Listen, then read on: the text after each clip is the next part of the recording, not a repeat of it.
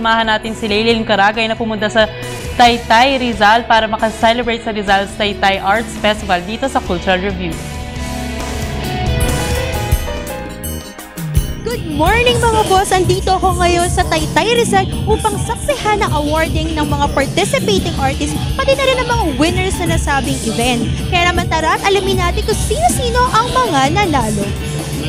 In celebration of the Philippine International Arts Festival, SMCT Taytay in cooperation with Nemi R. Miranda, Rizal First Lady Andrea Inares, Rotary Club International District 3800, National Commission for Culture and the Arts, Rizal Provincial Government, Rizal Tourism Office, and Taytay Tourism Office presents the 3rd Rizal Arts Festival.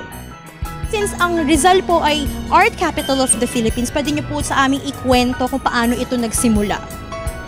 Well, ang Angono ay unang nakilala bilang isang art community noong panahon ni Botong Francisco.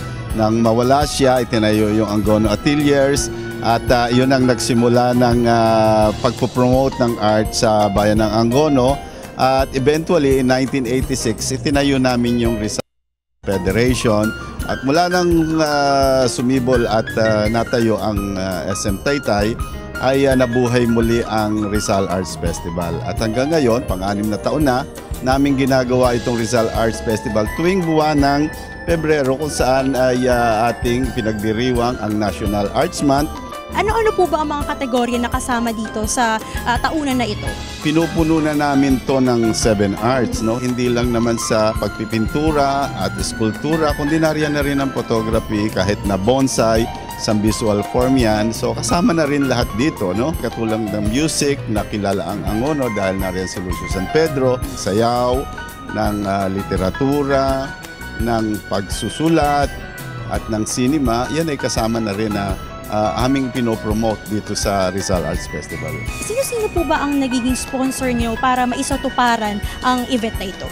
Nagsusulong nito ay ang National Commission for Culture and the Arts, and of course sa suporta ng SM, no? Ang ating mga local government, ang ating provincial government. So sir, ano naman po inyong mensahe para sa ating mga manonood? Ang visual art ay isang ekspresyon na kung saan tayong tao natin yung ating kaluluwa, at ito ay pinakikita ngayon dito sa Rizal Arts Festival. Ito ay free for all, kaya nga ginagawa natin to upang lalong ma-inspire ang ating mga kabataan na gamitin yung kanilang talento na makalikha.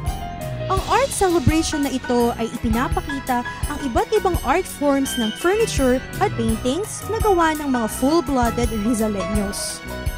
Ano po ang pakiramdam na nanalo as a first prize winner dito po sa Rizal Arts Festival? Masaya.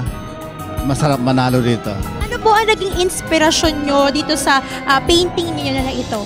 Itong painting na ito ay tungkol sa paniniwala ng isang bata na makakaahon pa siya. Panginoon, huwag mo kami pababayaan.